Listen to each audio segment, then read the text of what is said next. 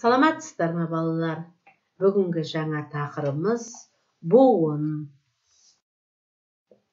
Балалар, қараңыздар, осы сабақтан білетінің дауысты дыбыстардың буын құрайтынын білесің. Сөздерді буынға бөлуді үйренесің. Сөздердегі буын санын анықтайды. Балалар, қараңыздар, бүгінгі жаңа тақырыптағы бірінші жаттығуға назар аударсақ, мәтінді түсініп оқы. Туған жер тақырыбы. Атасы мен Дарқанның қалаға кеткендеріне бір айдан асқан. Дарқан ауылға қайтқанша асықты. Бұлардың ауылы жолдың бойынан қашық болатын. Автобус ауылдың тұсындағы аялдамаға тоқтады. Атасы екеуі автобустан түсті. Дарқан ауылын қатты сағынған екен.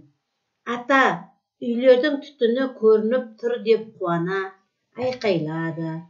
Балам, туған жердің түтіні де ыстық, деді атасы.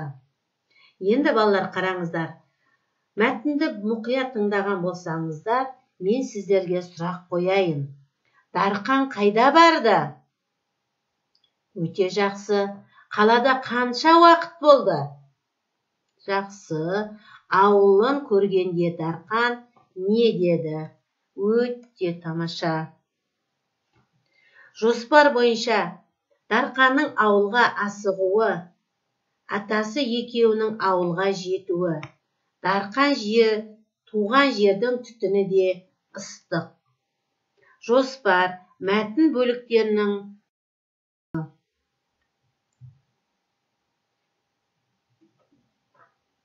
Балалар, қараңыздар, енді барлығымыз дәптерді ашамыз. Дәптерді ашқаннан кейін екінші жаттығудағы өлеңге мұқият назар аударамыз. Өлеңді көшіріп жаз. Ұлы дала ұланым, күліп аққан бұлағым, самғай тұғын зеңгір көкке, мен елімнің қыраным.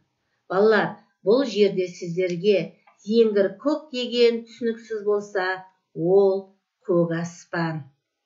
Енді қараңыздар, үшінші буыннан сөз құрау ойынына қатыс.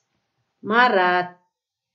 Бірінші топта қа, ал екінші топта ба.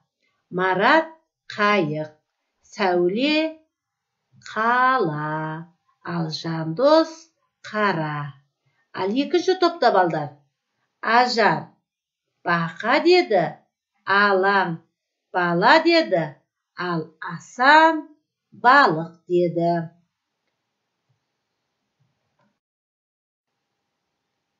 Енді балалар, бүгінгі сабақтан мәтінді оқып, не туралы екенін айттым. Өлеңді көшіріп жаздым.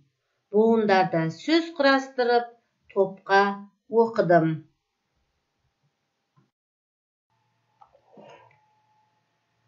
Балалар, сіздерге сабақ түсінікті болса, барлықтарымыз дәптердегі кестеге тиісті сөздерді жазу керек.